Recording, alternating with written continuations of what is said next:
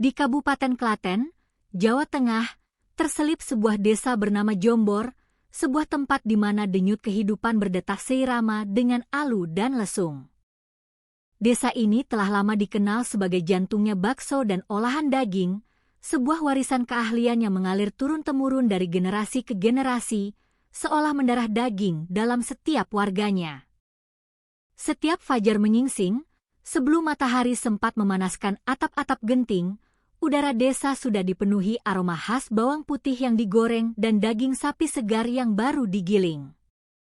Suara tumbukan yang ritmis dari dapur-dapur kecil menjadi musik pengiring pagi, berpadu dengan kepulan asap dari tungku-tungku tradisional.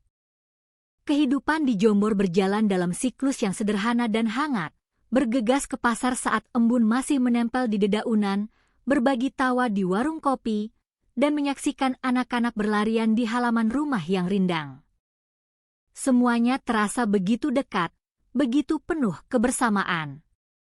Arif Santoso adalah salah satu putra terbaik dari desa itu. Di usianya yang menginjak 33 tahun, ia berhasil meniti karir sebagai staf pemasaran di sebuah perusahaan makanan ternama di Jakarta, sebuah pencapaian yang membanggakan bagi keluarga dan desanya. Meskipun kesibukan di kota besar seringkali menyita waktu dan tenaganya, Arif tidak pernah melupakan akarnya. Ia selalu berusaha menjaga kehangatan dan keharmonisan keluarganya yang tinggal di sebuah rumah 2 lantai yang cukup megah di tengah desa. Di bawah atap yang sama, 3 generasi hidup berdampingan: Arif, istrinya Siti Aisyah, putra sematawayang mereka Rizky yang baru berusia 5 tahun, dan ayahnya, Slamet Riyadi. Dari luar, keluarga mereka tampak seperti potret kebahagiaan yang sempurna, tenang, dan berkecukupan. Siti Aisyah, atau yang akrab dipanggil Aisyah, adalah perwujudan kelembutan dan kesabaran. Lahir di desa tetangga dari keluarga yang sangat sederhana, Aisyah tumbuh menjadi perempuan yang menghargai setiap hal kecil dalam hidup. Sejak menikah dengan Arif, ia mendedikasikan seluruh hidupnya untuk merawat rumah tangga dan mendidik Rizky. Setiap pagi, jauh sebelum adzan subuh berkumandang, Aisyah sudah terjaga.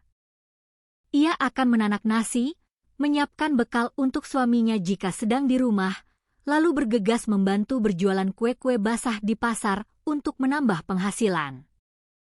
Rizky, dengan segala kepolosannya, sangat manja pada ibunya.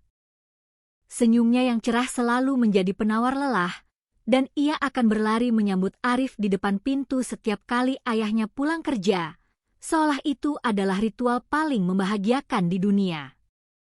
Bagi Arif, definisi kebahagiaan adalah sesederhana itu: melihat senyum tulus Aisyah, mendengar tawarnya Rizky, dan menikmati secangkir teh panas buatan istrinya di teras rumah bersama ayahnya yang menatap senja. Pada bulan Mei tahun 2022, sebuah tugas dinas membawa Arif ke Jakarta selama 1 minggu penuh. Perjalanan itu bukan hanya sekadar rutinitas pekerjaan, ia berhasil menandatangani sebuah kontrak besar yang menjanjikan lonjakan karir dan bonus yang cukup besar. Hatinya melambung penuh syukur. Dalam perjalanan pulangnya, bus yang ia tumpangi berhenti sejenak di Solo. Dengan sisa tenaga, Arif sengaja mampir ke Pasar Klewer. Ia membelikan Aisyah selendang batik tulis dengan motif parang yang indah, warna sogan yang klasik, kain yang ia tahu akan sangat disukai istrinya. Untuk Rizky, ia menemukan sebuah mainan robot rakitan yang sudah lama diidam-idamkan putranya itu. Hatinya dipenuhi rindu yang membuncah, tak sabar membayangkan wajah sumringah istri dan tawa lepas anaknya saat menerima hadiah kecil darinya. Ketika bus akhirnya berhenti di tepi jalan raya dekat desanya, Arif menarik napas dalam-dalam, mengisi paru-parunya dengan udara kampung yang khas.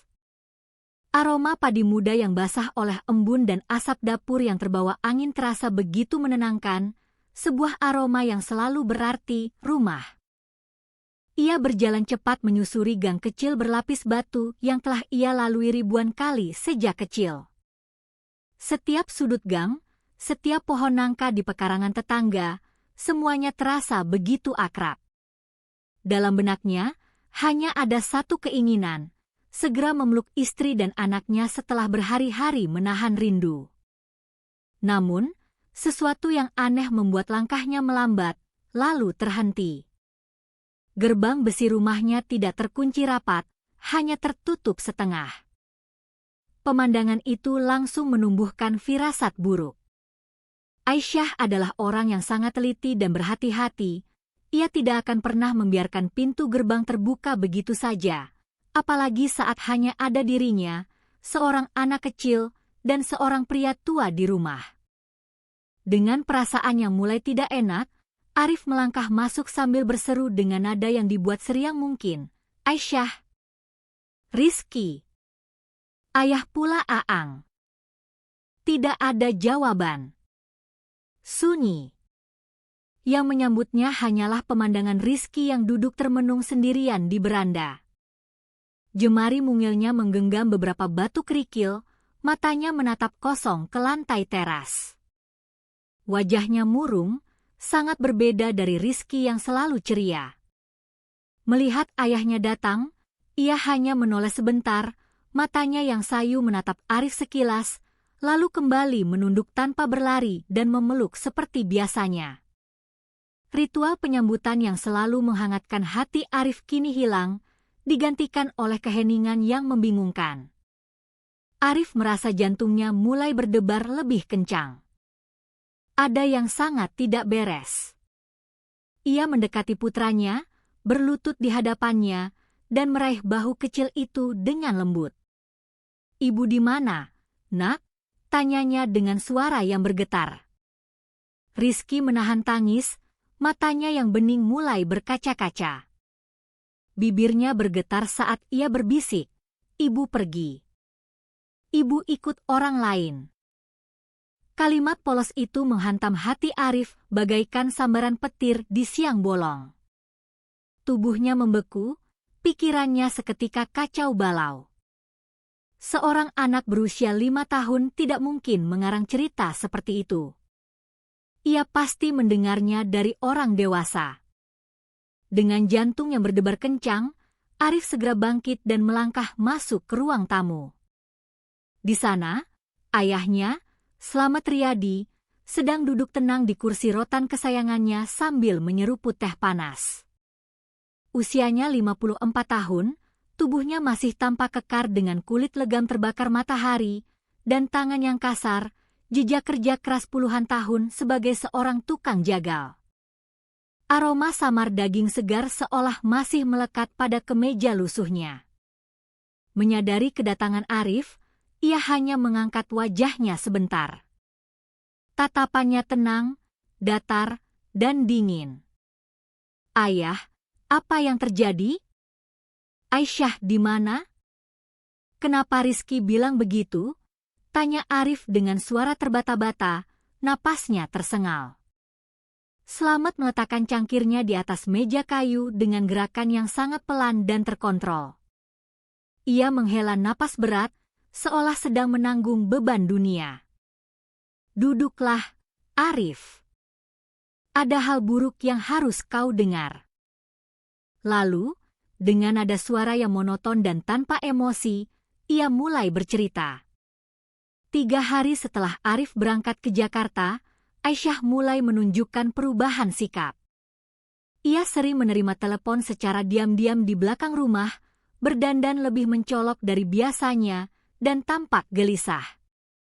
Puncaknya, 2 malam yang lalu, ketika semua orang sudah tertidur lelap, Aisyah membuka lemari, mengambil uang tunai hampir 20 juta rupiah yang mereka simpan, lalu pergi diam-diam membawa beberapa potong pakaiannya. Pagi harinya, ia tidak kembali. Dengan nada getir yang dibuat-buat, Slamet menyimpulkan ceritanya, Aisyah sudah lari bersama pria lain, Rif. Dia meninggalkan kau dan anaknya demi laki-laki lain dan uang.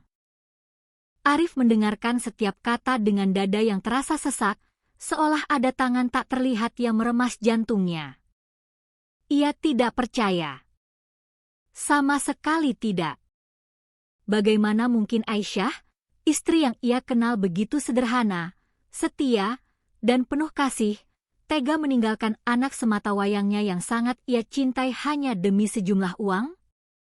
Dalam ingatannya, masih tergambar jelas bagaimana Aisyah rela berjaga semalaman suntuk saat Rizky demam tinggi, hingga tubuhnya sendiri kurus dan pucat. Seorang ibu seperti itu tidak mungkin meninggalkan anaknya. Tidak mungkin. Dengan suara bergetar menahan amarah dan kepedihan, Arif menolak cerita itu. Ayah bohong. Aisyah bukan orang seperti itu.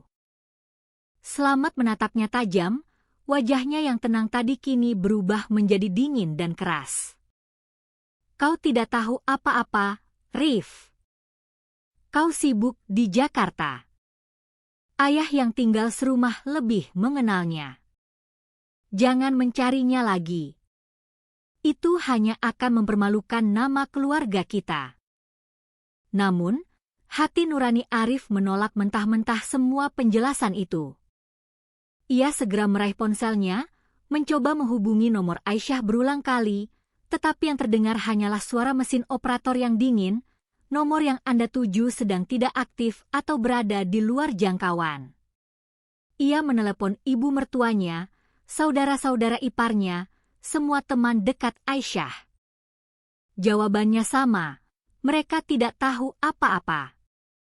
Beberapa hari terakhir, mereka juga tidak bisa menghubungi Aisyah. Rasa takut yang dingin mulai merayap, menyelimuti seluruh tubuhnya.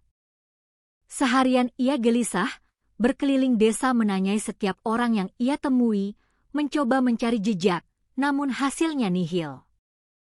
Malam itu, di tengah keputusasaannya, ia mengambil sebuah keputusan berat. Ia akan melapor ke kantor polisi. Ia yakin seyakin-yakinnya, istrinya tidak kabur. Ada sesuatu yang jauh lebih gelap dan mengerikan sedang tersembunyi di balik cerita ayahnya yang terlalu rapi dan meyakinkan itu. Dan sejak saat itulah, tirai dari sebuah tragedi besar keluarga itu mulai tersibak, perlahan namun pasti. Malam itu, langit di atas Klaten tampak redup dan berat. Bintang-bintang enggan menampakkan diri, bersembunyi di balik selimut awan tebal yang kelabu. Arif duduk gelisah di ruang tamu, matanya merah dan perih karena seharian tidak berhenti mencari jawaban sambil menahan air mata. Rizky sudah tertidur di pangkuannya, napasnya teratur namun sesekali ia terisak kecil dalam tidurnya, seolah mimpi buruk tengah menghampirinya. Di sudut ruangan, Slamet Riyadi masih duduk tenang di kursi rotannya, sesekali menghela asap rokok kretek yang aromanya memenuhi ruangan. Ketenangan ayahnya yang seolah tak terganggu itu justru membuat Arif semakin curiga. Hatinya dipenuhi ribuan tanda tanya. Jika Aisyah benar-benar pergi, mengapa tidak ada pesan, tidak ada kabar sama sekali? Mengapa semua barang pribadinya yang paling berharga, seperti perhiasan pernikahan mereka, masih tersimpan rapi di laci? Mengapa cerita ayahnya terasa begitu sempurna, seolah sudah disiapkan sebelumnya? Pagi berikutnya, dengan tekad yang bulat, Arif memberanikan diri pergi ke kantor polisi di pusat kabupaten. Ia disambut oleh seorang perwira muda yang berwibawa bernama Kompol Bima Prasetya, kepala unit reserse kriminal yang dikenal teliti dan memiliki intuisi yang tajam. Wajah Arif tampak pucat dan lelah, matanya sembab, dan suaranya bergetar hebat ketika ia mulai menceritakan seluruh kejadian. Ia tidak berusaha menutupi sedikitpun kecurigaannya terhadap ayahnya sendiri, meskipun terasa berat menuduh darah dagingnya. Kompol Bima mendengarkan dengan seksama, mencatat setiap detail kecil, matanya tak pernah lepas dari wajah Arif yang penuh kepedihan. Ketika cerita itu usai, ia menatap Arif dengan tatapan yang serius namun penuh empati. Saudara Arif, saya sudah sering menangani kasus istri yang kabur bersama pria lain. Biasanya, suami yang melapor akan datang dengan amarah, cemburu, atau rasa malu.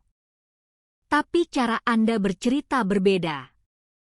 Tidak ada kemarahan atau cemburu dalam suara Anda, yang ada hanya rasa takut kehilangannya mendalam dan keyakinan mutlak pada kesetiaan istri Anda.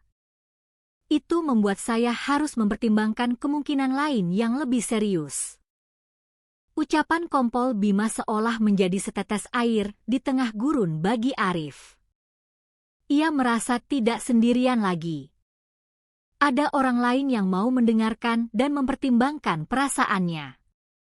Kompol Bima kemudian memutuskan untuk segera menindaklanjuti laporan tersebut. Sore itu juga, ia bersama 2 orang penyidik mendatangi rumah Arif di Desa Jombor. Kedatangan mobil polisi di depan rumah sontak membuat beberapa tetangga mengintip dari balik jendela. Melihat kedatangan polisi, Slamet Riyadi sempat terlihat kaget sekejap, namun ia dengan cepat berhasil menutupinya dengan ekspresi wajah yang tenang. Ia menyambut mereka dengan sopan, mempersilakan mereka masuk, bahkan dengan sigap menuangkan teh hangat ke dalam gelas. Dengan suara yang mantap dan meyakinkan, ia kembali menceritakan kisah yang sama persis seperti yang ia sampaikan pada Arif. Menantunya membawa lari uang dan kabur bersama pria lain. Kali ini, ia bahkan menambahkan detail-detail baru, seperti jenis pakaian yang dikenakan Aisyah pada malam itu dan model tas yang dibawanya. Ceritanya begitu rinci, nyaris tanpa celah. Para penyidik memeriksa kamar tidur Arif dan Aisyah. Lemari pakaian memang tampak berkurang isinya beberapa potong. Semua terlihat sesuai dengan cerita Slamet. Tidak ada tanda-tanda perkelahian, tidak ada noda darah yang mencurigakan, tidak ada apapun yang terlihat ganjil. Rumah itu begitu bersih dan rapi, bahkan terkesan terlalu rapi. Seorang penyidik muda berbisik kepada Kompol Bima, "Semua ini terlihat wajar, Komandan. Mungkin saudara Arif hanya terlalu curiga karena syok." Namun, Kompol Bima tidak sepakat. Intuisinya mengatakan hal lain. Ia justru merasa ada yang sangat janggal. Sebuah rumah yang baru saja ditinggal pergi oleh seorang ibu, meninggalkan seorang anak kecil yang terus menangis, seharusnya tidak bisa serapi ini. Seharusnya ada jejak kesedihan, kekacauan, atau kepanikan. Tapi rumah ini terasa dingin dan steril. Semua seolah sudah diatur agar terlihat sempurna. Dan kesempurnaan yang berlebihan seringkali merupakan pertanda adanya rekayasa. Pikiran itu terus berputar di benak Kompol Bima. Saat ia melangkah keluar dari rumah, dari balik pagar besi, ia menoleh sekali lagi ke arah bangunan 2 lantai itu. Entah mengapa, hatinya terasa berat, seakan rumah itu sedang berbisik, menyembunyikan sebuah rahasia yang kelam dan mengerikan. Malamnya di kantor polisi, Kompol Bima mengumpulkan tim kecilnya. Ia menjelaskan temuan awal dan menyampaikan intuisinya bahwa kasus ini bukanlah sekadar kasus seorang istri yang kabur. Ada 2 jalur penyelidikan yang harus segera dilakukan secara bersamaan dan rahasia. Pertama, memastikan apakah benar Aisyah telah meninggalkan desa. Semua rekaman kamera pengawas di jalan keluar desa, terminal bus, stasiun kereta, hingga para sopir travel harus diperiksa satu persatu. Nomor telepon genggam Aisyah juga harus dilacak untuk mengetahui posisi terakhirnya. Kedua, dan ini yang lebih penting, menyelidiki lebih dalam tentang sosok Slamet Riyadi. Sosok ayah mertua yang terlalu tenang, yang ceritanya terlalu sempurna. Semua hubungan sosialnya, kondisi keuangannya, dan terutama hubungan pribadinya dengan Aisyah harus ditelusuri tanpa sepengetahuannya. Instruksi itu diterima tim dengan penuh semangat. Meskipun terlihat seperti mencari jarum di tumpukan jerami, mereka tahu bahwa kesabaran dan ketelitian adalah kunci untuk mengungkap kebenaran. Esok harinya, satu tim mulai menyisir rekaman kamera di berbagai titik strategis. Tim lain mendatangi perusahaan telekomunikasi untuk melacak sinyal terakhir ponsel Aisyah. Sementara itu, beberapa penyidik menyamar, berbaur di warung kopi dan pasar desa, berpura-pura menjadi pembeli bakso atau pedagang dari luar daerah. Mereka mulai menggali cerita dari para tetangga tentang keluarga Slamet Riyadi. Pada hari-hari pertama, keterangan yang muncul tampak biasa saja. Slamet dikenal sebagai seorang duda yang pekerja keras, pendiam, dan jarang bicara, tetapi tidak pernah sekalipun membuat masalah dengan tetangga. Hubungannya dengan Aisyah pun dinilai wajar-wajar saja oleh kebanyakan orang, tidak ada yang mencurigakan. Namun, hasil dari jalur penyelidikan teknis membawa secercah harapan. Data dari perusahaan telekomunikasi menunjukkan fakta yang mengejutkan. Pada malam Aisyah disebut pergi meninggalkan rumah, sinyal ponselnya masih aktif dan berada di sekitar rumah. Setelah lewat pukul 10 malam, sinyal itu hilang sama sekali, seolah ponselnya dimatikan atau dihancurkan. Tidak ada pergerakan menjauh, tidak ada perjalanan jauh, tidak ada panggilan keluar ke nomor tak dikenal. Ponsel itu mati di sekitar rumah. Temuan lain yang tak kalah penting datang dari bank tempat Arif dan Aisyah menyimpan uang tabungan mereka. Rekening bersama mereka sama sekali tidak berkurang sepeser pun. Bahkan saldonya tetap utuh, tidak tersentuh. Tidak ada penarikan uang sebesar 20 juta rupiah seperti yang diceritakan oleh Slamet. Dengan dua bukti kuat ini, sinyal ponsel dan catatan bank, cerita yang dibangun oleh sang ayah mertua runtuh seketika. Ia telah menciptakan sebuah dongeng bahwa menantunya kabur dengan membawa lari uang. Padahal, uang itu tidak pernah hilang, dan ponsel istrinya tidak pernah keluar dari desa. Di ruang rapat yang remang, Kompol Bima menatap laporan di hadapannya dengan wajah muram. Suasana menjadi hening. Semua penyidik yang hadir mulai menyadari bahwa mereka sedang menghadapi sebuah kasus yang jauh lebih serius dari yang dibayangkan. Aisyah tidak kabur. Kemungkinan besar, ia telah menjadi korban tindak kejahatan. Dan orang yang paling mungkin mengetahui apa yang sebenarnya terjadi adalah orang yang menciptakan kebohongan itu, Slamet Riyadi. Namun, tanpa bukti fisik yang kuat, mereka tidak bisa langsung menuduhnya. Semua harus dilakukan dengan sangat hati-hati agar tidak menimbulkan kecurigaan dan membuatnya menghancurkan bukti lain. Arif mendengar kabar hasil penyelidikan itu dengan perasaan yang campur aduk. Di satu sisi, ia merasa lega luar biasa karena keyakinannya terhadap kesetiaan Aisyah terbukti benar. Istrinya tidak mengkhianatinya. Tetapi di sisi lain, hatinya hancur berkeping-keping. Karena jika Aisyah tidak pergi, itu berarti ada hal yang sangat buruk telah menimpanya. Arif menatap foto pernikahan mereka yang tergantung di dinding kamarnya. Air matanya menetes tanpa henti, membasahi bingkai foto itu. Dalam hati, ia berdoa sekuat tenaga agar kebenaran segera terungkap, seburuk apapun itu. Hari-hari berikutnya menjadi titik balik dalam penyelidikan.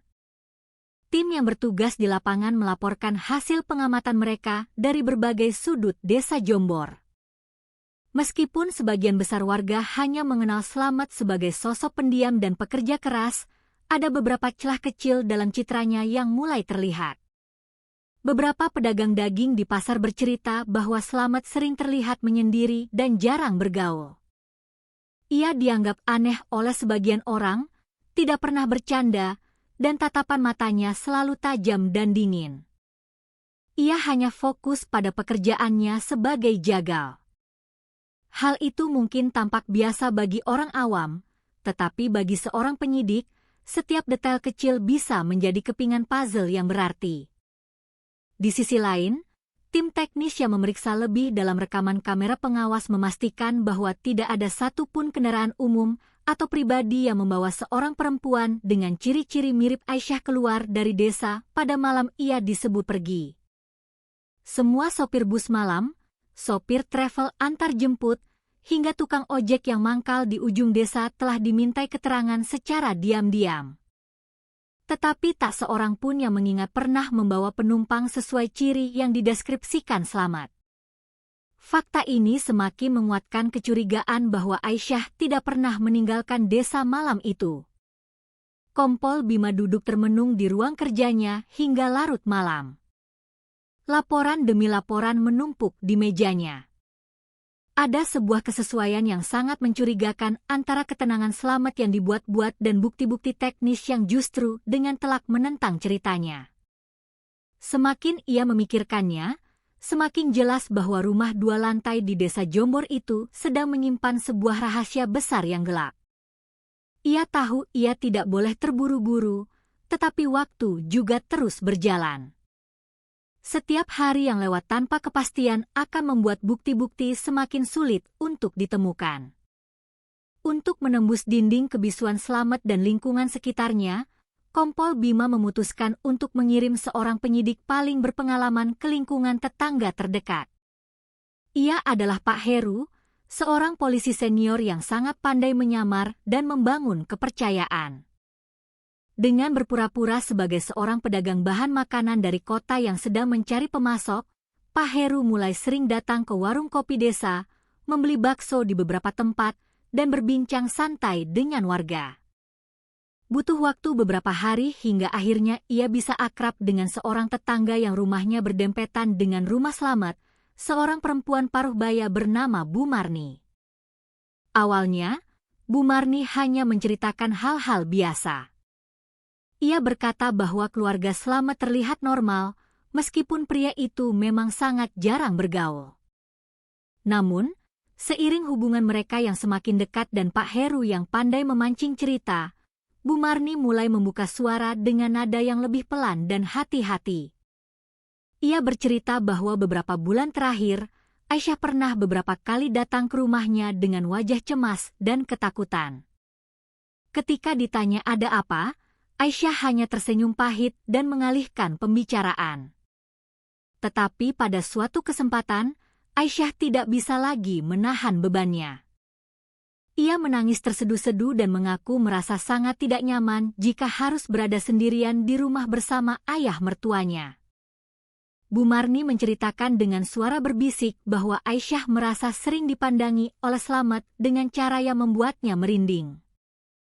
Bukan tatapan seorang ayah mertua kepada menantunya, tetapi tatapan aneh seorang pria yang membuatnya merasa takut dan terancam. Bahkan, Aisyah pernah merasa seperti ada yang mengintip dari celah dinding ketika ia sedang mandi.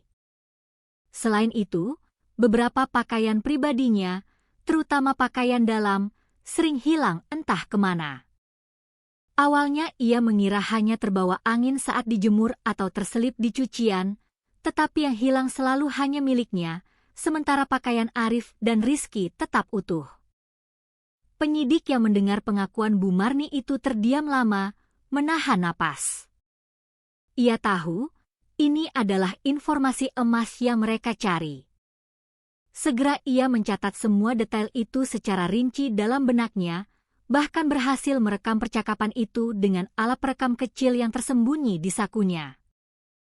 Setelah memastikan Bu Marni merasa aman dan berjanji akan melindungi identitasnya, ia pamit dengan janji tidak akan membiarkan rahasia ini tersia-sia. Malam itu, rekaman suara Bu Marni diperdengarkan di ruang rapat kecil di kantor polisi. Semua penyidik mendengarkan dengan wajah tegang. Kata-kata sederhana yang keluar dari mulut seorang tetangga biasa itu justru berhasil membuka tabir gelap yang selama ini tersembunyi rapat.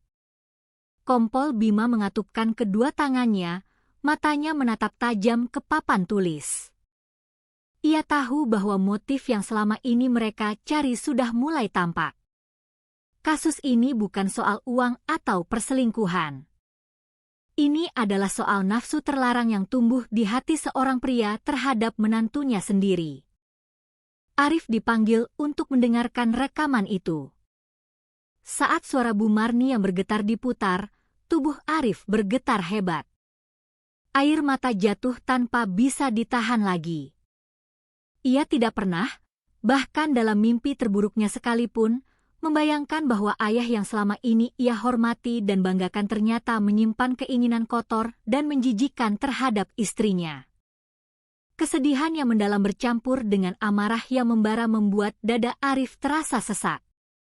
Ia menatap Kompol Bima dengan tatapan memohon, "Tolong temukan Aisyah, Pak. Tolong." Kompol Bima meletakkan tangannya di bahu Arif yang terguncang. "Kami akan lakukan segalanya, Rif. Tapi ingat, semua harus sesuai prosedur hukum. Kita butuh bukti yang lebih kuat lagi." Hari-hari setelah itu, penyelidikan semakin mendalam dan intensif. Petugas forensik dipanggil untuk memeriksa ulang rumah Slamet, kali ini dengan lebih teliti. Mereka menyisir setiap sudut, mengangkat beberapa papan lantai, dan memeriksa dinding dengan alat khusus.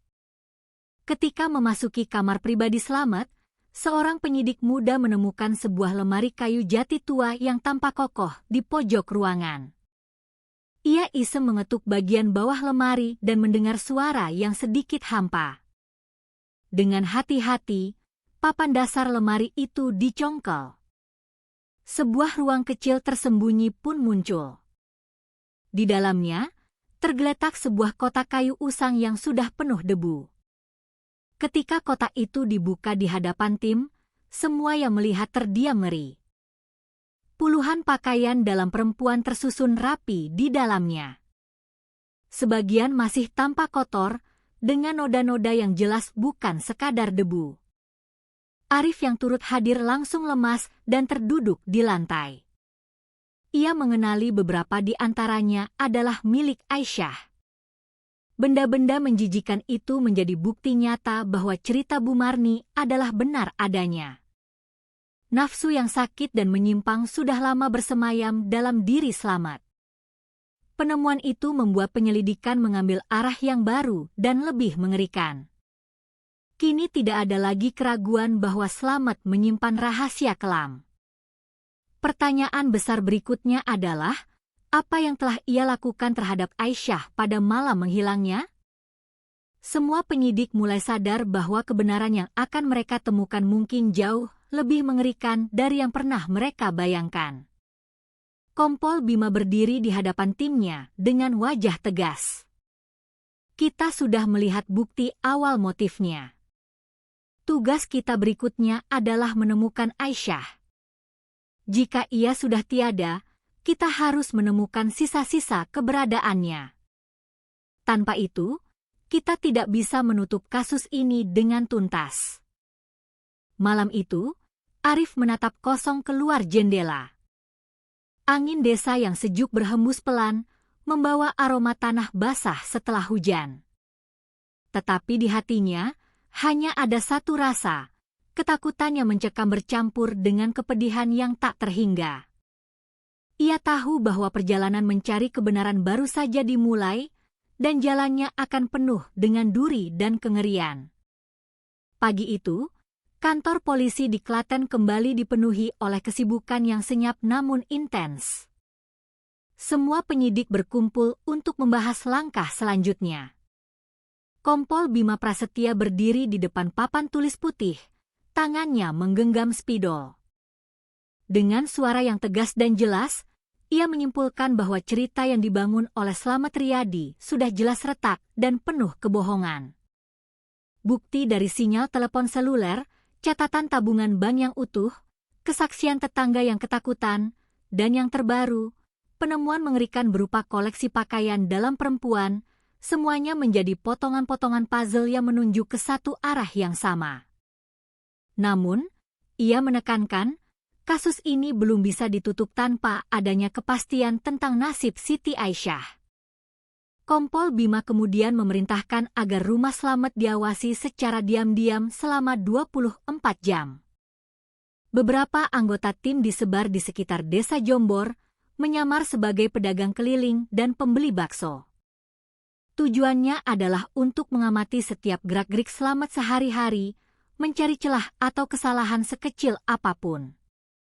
Sementara itu, tim forensik diminta untuk kembali memeriksa rumah dan bengkel tempat ia bekerja dengan lebih mendalam. Semua sudut harus diperiksa dengan peralatan modern, mulai dari cairan pendeteksi darah hingga kamera endoskopik untuk melihat lubang-lubang tersembunyi. Slamet sendiri tampak tetap tenang, seolah tidak terjadi apa-apa. Ia masih rutin berjualan daging dan bakso di pasar desa. Dengan pisau besar di tangannya, ia memotong daging dengan presisi, menimbang dengan cepat, dan melayani pembeli dengan wajah datar. Ketika beberapa warga yang penasaran menyinggung soal menantunya yang hilang, ia hanya menggeleng pelan sambil berkata dengan nada meyakinkan, "Sudah pergi dia, ikut laki-laki lain. Biarkan saja, nanti juga malu sendiri." Senyum tipisnya yang dingin berhasil membuat sebagian orang percaya, setidaknya di permukaan. Tetapi bagi para penyidik yang mengamatinya dari kejauhan, ketenangan yang berlebihan itu justru memperkuat dugaan mereka. Hari berganti hari, dan hasil pemeriksaan laboratorium dari penyisiran ulang rumah terus dikumpulkan. Dari sisi teknis, tidak ditemukan noda darah manusia di lantai rumah atau di kamar Aisyah. Tidak ada jejak perkelahian yang jelas. Semua tampak rapi dan bersih. Terlalu bersih untuk sebuah rumah yang diklaim telah ditinggalkan secara mendadak oleh seorang anggotanya. Fakta ini membuat Kompol Bima semakin yakin bahwa Slamet sengaja menutupi jejak kejahatannya. Ia adalah seorang jagal berpengalaman. Ia terbiasa menghadapi darah, pisau, dan daging setiap hari. Ia pasti tahu cara membersihkan bekas kejahatan dengan sempurna. Arif semakin tertekan. Setiap malam ia hanya duduk di kamarnya, memeluk Rizky yang kerap terbangun dan memanggil-manggil ibunya. Rizky masih terlalu kecil untuk mengerti apa yang sedang terjadi. Ia hanya tahu bahwa ibunya yang selalu ada untuknya, kini sudah lama tidak pulang. Dalam ketidakberdayanya, Arif kembali mendatangi kantor polisi, memohon agar pencarian dipercepat. Ia menangis di hadapan Kompol Bima, suaranya serak karena terlalu sering berteriak dalam diam. Kompol Bima menggenggam tangan Arif yang bergetar. "Percayalah, kami sedang melakukan segalanya. Tapi hukum harus berjalan dengan bukti. Tanpa bukti yang kuat, kami tidak bisa menjerat seseorang." Perkataan itu membuat Arif terdiam. Meskipun hatinya terasa pecah, ia tahu polisi bekerja keras. Namun rasa cemas dan kehilangan terus menggerogoti jiwanya. Ia berjalan keluar kantor dengan langkah gontai. Di luar gedung, seorang sahabat lamanya menghampiri. Fajar, teman sekolah Arif yang kini menjadi seorang jurnalis lokal, menepuk bahunya dengan prihatin. "Rif, aku dengar soal Aisyah. Maafkan, aku baru bisa datang. Jika kau butuh bantuan, aku akan menulis tentang ini. Aku akan membuat semua orang tahu." Arif memandang sahabatnya dengan mata berkaca-kaca. Ia tahu Fajar adalah orang yang jujur dan berintegritas. Terkadang, suara media bisa menekan pihak-pihak yang berusaha menutupi kebenaran. Namun, ia juga khawatir jika berita yang terburu-buru bisa merusak jalannya penyelidikan. Dengan berat hati, ia hanya bisa berkata, "Tolong doakan saja, Jar. Semoga Aisyah segera ditemukan." Sementara itu, di ruang rapat kantor polisi, Kompol Bima menyusun strategi baru. Ia menekankan bahwa meskipun Slamet belum mengakui apapun, pola tingkah lakunya sudah menunjukkan banyak hal. Ketika pertama kali ditemui, ia terlalu cepat menyodorkan cerita yang lengkap dan detail tentang kepergian menantunya, seolah-olah ia sudah menyiapkan naskah. Itu bukanlah reaksi yang wajar dari seorang ayah mertua yang menantunya hilang tanpa jejak. Untuk memperkuat dugaan, tim kembali dibagi dua. Satu tim melanjutkan pengawasan langsung terhadap gerak-gerik Slamet. Tim lain menggali lebih dalam tentang hubungan sosialnya, mencari tahu apakah ia pernah memiliki catatan kriminal atau perselisihan di masa lalu. Hari ketiga penyelidikan tambahan membawa secercah harapan. Seorang tetangga muda yang tinggal agak jauh mengaku bahwa pada malam Aisyah menghilang, ia sempat mendengar suara gaduh yang samar dari arah rumah Slamet, seperti suara barang jatuh diikuti jeritan tertahan. Namun, ia tidak berani memastikan karena malam itu hujan turun sangat deras dan suaranya tertutup oleh gemuruh air hujan. Meskipun samar, kesaksian ini semakin menambah keraguan terhadap cerita Slamet. Di pasar desa, penyamaran tim juga mulai membuahkan hasil. Mereka melihat bahwa Slamet sangat disiplin dalam menjaga area kerjanya. Tidak ada seorang pun yang diizinkan masuk ke dapur penggilingan dagingnya selain dirinya sendiri. 2 buah lemari pendingin besar, freezer, yang ada di sana selalu terkunci rapat. Hanya ia yang memegang kuncinya. Hal ini menimbulkan kecurigaan besar, sebab dalam bisnis bakso di desa, biasanya anggota keluarga atau pekerja lain ikut membantu. Semua informasi ini dikumpulkan dan dianalisis. Kompol Bima menyimpulkan bahwa Slamet kemungkinan besar tidak hanya menutupi keberadaan Aisyah, tetapi juga telah melakukan sesuatu yang sangat mengerikan padanya.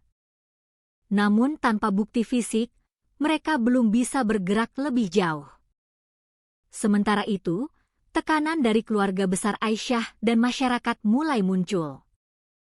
Pertanyaan demi pertanyaan dilontarkan. Mengapa polisi belum juga bisa mengungkapkan kebenaran? Malam itu, Kompol Bima duduk sendirian di ruang kerjanya yang remang. Tumpukan berkas kasus menutup sebagian besar mejanya. Di luar jendela, hujan kembali turun dengan deras. Ia menatap foto Aisyah yang diserahkan oleh Arif. Senyum lembut perempuan itu seakan menatap langsung ke matanya, memohon keadilan. Dalam hati, ia berjanji, "Aku akan menemukanmu, apapun yang terjadi." Pagi itu, desa Jombor terbangun oleh suasana yang tidak biasa. Udara masih terasa dingin dan kabut tipis menggantung di atas persawahan. Ketika beberapa mobil polisi berhenti di mulut gang, puluhan petugas berpakaian resmi turun dengan langkah mantap dan senyap. Mereka tidak membuat keributan, tetapi kehadiran mereka dalam jumlah besar sudah cukup untuk membuat para tetangga keluar dari rumah, berbisik-bisik penuh tanda tanya. Kompol Bima berjalan paling depan, wajahnya tegas dan keras, tangannya memegang surat izin penggeledahan resmi. Di belakangnya, tim forensik membawa kotak-kotak peralatan. Arif ikut serta dalam rombongan itu, wajahnya pucat pasi, matanya sembab karena tidak tidur semalaman. Ia berusaha untuk tetap tenang, namun di dalam hatinya berkecamuk badai antara harapan dan ketakutan yang luar biasa. Ketika pintu rumah dibuka, Slamet Riyadi sudah berdiri di ambang pintu. Tubuhnya masih tegap, mengenakan kaos kerja yang penuh noda minyak, wajahnya tampak keras seperti batu. Sesaat, ada kilatan kaget di matanya melihat rombongan besar itu, namun ekspresi itu segera tertutup oleh senyum datar yang dingin. Dengan suara parau ia bertanya, "Ada apa pagi-pagi ramai begini?" Kompol Bima mengangkat surat izin di tangannya. "Kami mendapat perintah resmi dari pengadilan untuk melakukan penggeledahan di rumah dan bengkel Bapak. Mohon kerjasamanya." Slamet menatap tajam surat itu, kemudian melangkah mundur memberi jalan. "Silakan. Saya tidak punya apa-apa yang disembunyikan." Ucapannya terdengar tenang, tetapi kedua tangannya yang terkepal di sisi tubuhnya tampak sedikit gemetar. Penggeledahan pun dimulai. tim segera dibagi ke beberapa bagian. Ada yang memeriksa ruang tamu, ada yang menyisir kamar tidur, ada yang langsung masuk ke dapur. Sementara tim forensik menyiapkan peralatan khusus mereka. Setiap sudut rumah diperiksa dengan sangat teliti. Papan lantai diketuk satu persatu untuk mencari ruang kosong, dinding disorot dengan lampu ultraviolet untuk mencari jejak darah, bahkan lubang-lubang kecil pun tidak luput dari pemeriksaan. Di kamar Arif dan Aisyah, tidak ditemukan tanda-tanda kekerasan. Semuanya rapi, bahkan terlalu rapi. Hanya lemari yang terlihat berkurang beberapa potong pakaian, persis seperti cerita selamat. Namun, kerapian yang berlebihan ini justru membuat Kompol Bima semakin curiga. Ketika tim memasuki bengkel tempat Slamet biasa bekerja, suasana seketika berubah. Bau anyir daging dan rempah-rempah yang tajam langsung menyergap hidung. Sebuah meja besi besar masih tampak basah, entah oleh air atau sisa darah hewan. Pisau-pisau tajam berbagai ukuran menggantung berbaris rapi di dinding. Dan di sudut ruangan, dua lemari pendingin besar berdengung pelan, pintunya tertutup rapat dan terkunci.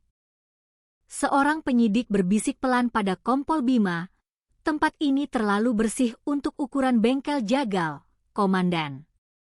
Biasanya pasti ada sisa lemak atau darah yang tercecer, tapi di sini hampir tidak ada." Seakan semuanya selalu dibersihkan dengan sangat teliti setiap selesai bekerja. Kompol Bima menatap lama kedua lemari pendingin itu. Hatinya terasa berat. Ia tahu, di balik suara mesin pendingin yang monoton itu, mungkin tersembunyi jawaban yang selama ini mereka cari. Dengan suara mantap, ia memerintahkan, "Catat nomor seri dan segel semua isi lemari ini. Semuanya akan kita bawa ke laboratorium forensik." Slamet, yang sejak tadi hanya berdiri mematung di pojok ruangan, tampak semakin gelisah. Wajahnya tetap datar, tetapi sorot matanya bergetar hebat. Ia seperti ingin mengatakan sesuatu, namun bibirnya hanya terkatup rapat. Arif yang melihat reaksi ayahnya itu semakin yakin bahwa ada rahasia besar yang tersembunyi di balik ketenangan palsunya.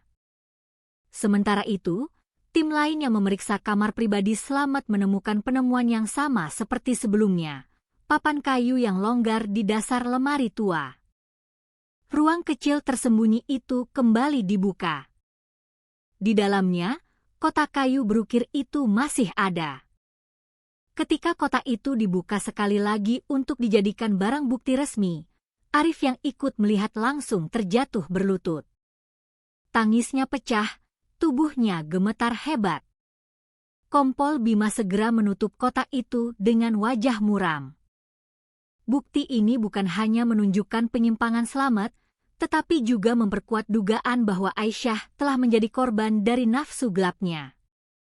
Suasana penggeledahan menjadi semakin berat dan mencekam. Petugas forensik terus bekerja, menyapu lantai dengan cairan khusus pendeteksi darah. Di kebun belakang, beberapa titik tanah yang mencurigakan digali, namun tidak ditemukan apa-apa. Semua kemungkinan diperiksa, tetapi jasad Aisyah tidak kunjung ditemukan. Jam demi jam berlalu, matahari semakin tinggi. Keringat menetes dari dahi para petugas. Arif hanya bisa duduk di sudut halaman, wajahnya kosong, hatinya hancur berkeping-keping. Tetapi ia tahu bahwa kebenaran, sedikit demi sedikit, mulai terungkap. Ketika tim bersiap untuk menyelesaikan penggeledahan, Kompol Bima berdiri menatap bengkel itu sekali lagi. Matanya berhenti pada dua lemari pendingin besar yang sudah disegel. Ia merasakan hawa dingin yang aneh menjalar di punggungnya. Dengan suara berat, ia berkata bahwa semua isi lemari ini ke laboratorium. Jangan ada yang tertinggal. Petugas segera mengangkat isi lemari. Puluhan kilogram bakso beku dan adonan daging mentah dibungkus rapi dengan plastik. Semua dimasukkan ke dalam kotak pendingin khusus dan diberi label barang bukti. Warga desa yang menonton dari kejauhan berbisik-bisik heran, mengapa makanan biasa seperti bakso diperlakukan seperti barang bukti kejahatan yang berharga. Mereka tidak tahu bahwa di dalam adonan itu mungkin tersembunyi rahasia paling mengerikan yang pernah ada di desa mereka. Slamet hanya berdiri kaku, wajahnya pucat pasi. Keringat dingin mengalir dari pelipisnya. Namun ia tidak berkata apa-apa. Hanya tatapan kosong yang mengiringi setiap bungkusan yang keluar dari rumahnya. Ketika semua selesai, Kompol Bima menandatangani berita acara penggeledahan. Ia menatap Slamet dengan tatapan yang dalam dan menusuk. Terima kasih atas kerjasamanya. Hasil penggeledahan ini akan kami tindak lanjuti. Slamet tidak menjawab, hanya terduduk lemas di kursi tua sambil menunduk. Arif mendekati Kompol Bima, suaranya lirih dan bergetar. Pak, apakah mungkin Aisyah ada di dalam? Itu? Kompol Bima terdiam lama. Ia tidak ingin memberikan jawaban yang tergesa-gesa dan menambah luka Arif. Hanya satu kalimat yang ia ucapkan, mari kita berdoa agar kebenaran segera terungkap. Hari itu berakhir dengan suasana yang sangat berat. Desa Jombor masih riuh dengan desas-desus. Tetapi bagi Arif, malam itu terasa lebih panjang dan lebih gelap dari biasanya. Ia memandang ke langit yang pekat, memohon pada Tuhan agar segera diberikan jawaban, seburuk apapun jawaban itu nantinya. Hari-hari setelah penggeledahan menjadi masa penantian yang penuh ketegangan. Barang bukti berupa puluhan kilogram bakso dan adonan daging dari rumah Slamet Riyadi sudah dibawa ke laboratorium forensik di Semarang untuk diperiksa secara mendalam. Hasilnya mungkin akan memakan waktu beberapa hari, dan setiap detik penantian itu terasa seperti siksaan bagi semua yang terlibat, terutama bagi Arif Santoso. Arif menghabiskan waktunya dengan mengurung diri di rumah sahabatnya, Fajar, yang sejak awal berjanji untuk mendampinginya. Wajahnya pucat, tubuhnya semakin kurus karena tidak nafsu makan.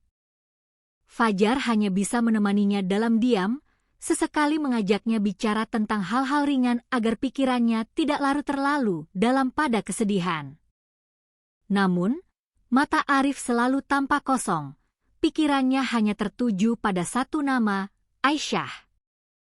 Sementara itu, di kantor polisi, Kompol Bima terus memimpin rapat-rapat kecil setiap hari. Ia menekankan bahwa meskipun hasil laboratorium belum keluar, semua bukti yang sudah ada harus terus diperdalam. Kotak berisi pakaian dalam perempuan yang ditemukan di kamar Slamet kini menjadi pusat perhatian. Barang-barang itu difoto, dicatat, dan sebagian besar berhasil diidentifikasi oleh Arif sebagai milik Aisyah. Fakta itu semakin menambah keyakinan bahwa ada motif nafsu yang menyimpang di balik semua ini. Namun, yang paling mengganjal adalah sikap Slamet. Sejak hari penggeledahan, ia tidak menunjukkan perlawanan apapun. Ia tidak marah, tidak memprotes, hanya diam 1000 bahasa. Ia bahkan masih sempat berjualan seperti biasa sebelum akhirnya polisi melarangnya, seakan tidak terjadi apa-apa. Ketika ditanya oleh beberapa tetangga yang masih penasaran, ia tetap dengan tenangnya menjawab bahwa menantunya lari dengan pria lain. Ia tampak begitu yakin bahwa tidak ada yang bisa membuktikan sebaliknya. Ketenangan yang dingin itu justru terasa sangat menakutkan bagi para penyidik. Kompol Bima berulang kali berkata pada timnya, orang yang bersalah tapi yakin tidak akan ketahuan, biasanya lebih berbahaya dibanding orang yang panik. Slamet bukan sekadar pria desa biasa, ia seorang jagal yang paham betul bagaimana cara menghilangkan jejak. 3 hari setelah penggeledahan, akhirnya telepon yang ditunggu-tunggu itu berdering di ruang kerja Kompol Bima. Suara di seberang adalah kepala laboratorium forensik. Suaranya terdengar berat namun jelas. Pak Bima, kami sudah melakukan pemeriksaan awal terhadap beberapa sampel bakso dan adonan daging yang kalian kirim. Hasilnya menunjukkan ada campuran DNA manusia di dalamnya. Kalimat itu membuat ruangan yang tadinya ramai dengan suara ketikan keyboard menjadi hening seketika. Kompol Bima menutup matanya sejenak, menahan napas. Meskipun ia sudah menduganya, mendengar kepastian itu tetap saja membuat dadanya terasa seperti dihantam palu godam. Ia bertanya dengan suara serak, menahan getaran, apakah DNA itu cocok dengan sampel rambut Siti Aisyah yang kami kirim? Jawaban dari seberang telepon membuat darahnya seolah berhenti mengalir. Ya, Pak. Kecocokannya 100%. Kompol Bima meletakkan gagang telepon dengan tangan yang bergetar. Ia menatap para penyidiknya yang sejak tadi sudah menunggu dengan cemas. Dengan suara rendah dan berat, ia berkata, kebenaran itu ada di sini. Slamet Riyadi bukan hanya seorang pelaku, ia juga telah melakukan sesuatu yang tidak bisa dibayangkan oleh akal sehat manusia. Kabar itu segera disampaikan kepada Arif. Saat mendengarnya, tubuh Arif ambruk ke lantai. Air matanya mengalir deras, tangisnya pecah tanpa suara. Ia tidak sanggup menerima kenyataan bahwa istrinya yang sangat ia cintai, kini hanya tinggal serpihan DNA di dalam adonan daging. Tangisnya terdengar begitu memilukan. Rizky, yang berada di dekatnya, ikut menangis ketakutan tanpa mengerti apa yang sebenarnya terjadi. Kompol Bima berdiri dengan wajah yang mengeras seperti batu. Ia tahu, saatnya sudah tiba. Slamet tidak bisa lagi bersembunyi di balik cerita bohongnya. Bukti ilmiah telah berbicara lebih keras dari alibi apapun. Perintah penangkapan harus segera disiapkan. Malam itu, seluruh tim bergerak cepat. Dokumen penangkapan disusun, tanda tangan persetujuan dari kejaksaan diperoleh. Semua dipersiapkan untuk langkah besar esok pagi. Fajar menyingsing di desa Jombor dengan langit yang kelabu, seolah ikut berduka. Burung-burung pipit berkicau di pematang sawah, tidak menyadari bahwa pagi itu desa mereka akan menyaksikan sebuah peristiwa yang belum pernah terjadi sebelumnya. Jalanan masih basah oleh sisa hujan semalam. Ketika beberapa mobil polisi kembali memasuki gang sempit menuju rumah Slamet Riyadi, kali ini bukan lagi untuk penggeledahan, melainkan untuk penangkapan. Di dalam mobil, Kompol Bima duduk diam, wajahnya kaku, di tangannya tergenggam surat resmi penahanan. Di kursi belakang, Arif ikut serta. Wajahnya masih muram dan sembab, tetapi di balik semua itu, ada secercah semangat untuk melihat kebenaran dan keadilan ditegakkan.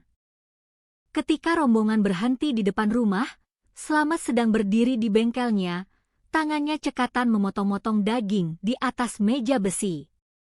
Pisau besar di tangannya bergerak lincah. Seakan tidak ada beban, ia melayani beberapa pembeli yang sudah menunggu giliran. Mereka tidak menyadari bahwa yang mereka hadapi adalah seorang pria yang sebentar lagi akan ditangkap karena tuduhan yang paling mengerikan. Begitu melihat polisi mendekat, Slamet tertegun sejenak. Senyum datarnya hilang, digantikan oleh sorot mata yang penuh kecemasan. Pisau di tangannya terjatuh ke atas meja besi, menimbulkan suara dentingan yang nyaring dan memecah keheningan pagi. Kompol Bima melangkah maju, suaranya tegas dan menggema. Slamet Riyadi, Anda ditangkap karena diduga keras terlibat dalam kasus pembunuhan berencana terhadap Siti Aisyah. Kerumunan di pasar mendadak riuh. Para pembeli saling pandang, beberapa menutup mulut karena tidak percaya dengan apa yang baru saja mereka dengar. Slamet berdiri kaku, wajahnya pucat pasi. Ia sempat membuka mulutnya, tetapi tidak ada suara yang keluar. Tangannya bergetar, tubuhnya goyah. 2 orang petugas dengan sigap mendekat dan memborgol kedua tangannya. Slamet tidak melawan. Ia hanya menunduk, keringat dingin mengalir deras di pelipisnya. Arif yang berdiri agak jauh menatap pemandangan itu dengan mata yang basah. Baginya, ini adalah sebuah mimpi buruk yang menjadi kenyataan. Ayah yang selama ini ia hormati, sosok yang ia jadikan panutan, kini terbukti sebagai monster yang telah mencabut seluruh kebahagiaan dari hidupnya. Di kantor polisi, Slamet duduk di ruang interogasi.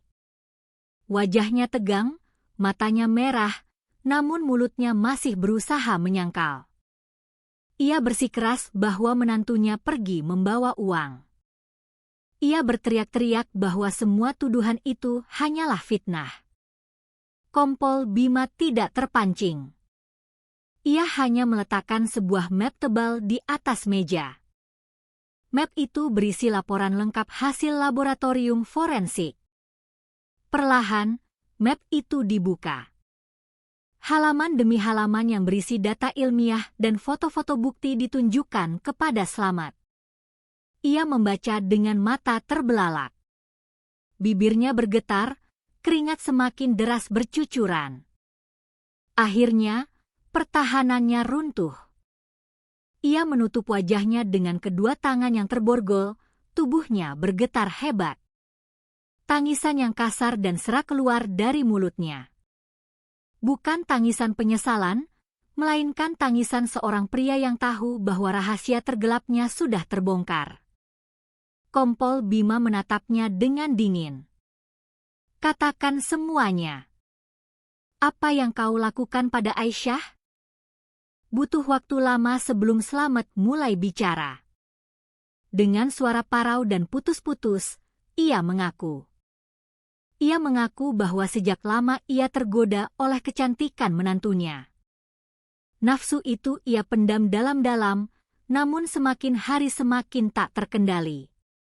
Ia sering mengintip Aisyah dari lubang kecil di dinding kamar mandi, bahkan mencuri pakaian dalam Aisyah untuk disimpan dan dipandangi di dalam kamarnya. Pada malam naas itu, ketika Arif sedang dinas di luar kota, ia mencoba mendekati Aisyah di dapur. Namun, Aisyah menolak keras, berteriak dan melawan. Panik dan takut perbuatannya terungkap, Slamet yang kalap mencekiknya dengan kedua tangan kasarnya. Tubuh Aisyah yang mungil tak kuasa menahan, ia terjatuh dan tidak pernah bangun lagi. Setelah itu, dalam kepanikan, Slamet menggunakan keahliannya sebagai jagal untuk menghilangkan jejak. Ia memotong-motong tubuh Aisyah, mencampurkannya dengan daging sapi, lalu menggilingnya menjadi adonan bakso. Sisa-sisa tulang ia hancurkan dengan mesin penggiling hingga menjadi bubuk, lalu ia berikan sebagai campuran pakan ternak. Pengakuan itu membuat semua penyidik yang hadir terdiam membisu. Meskipun mereka sudah menduganya, mendengar detailnya langsung dari mulut pelaku tetap membuat bulu kuduk mereka merinding. Arif, yang berada di ruang sebelah dan mendengar setiap kata melalui pengeras suara, tubuhnya ambruk. Tangisnya pecah tanpa bisa ditahan. Fajar yang menemaninya hanya bisa memeluk sahabatnya itu erat-erat, mencoba memberikan kekuatan yang ia sendiri hampir tak punya.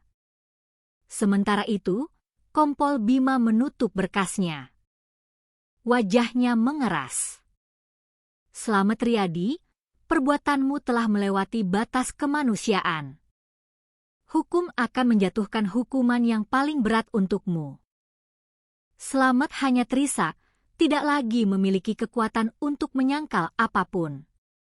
Di luar ruang interogasi, malam turun dengan sunyi. Desa Jombor masih bergemuruh dengan kabar penangkapan itu.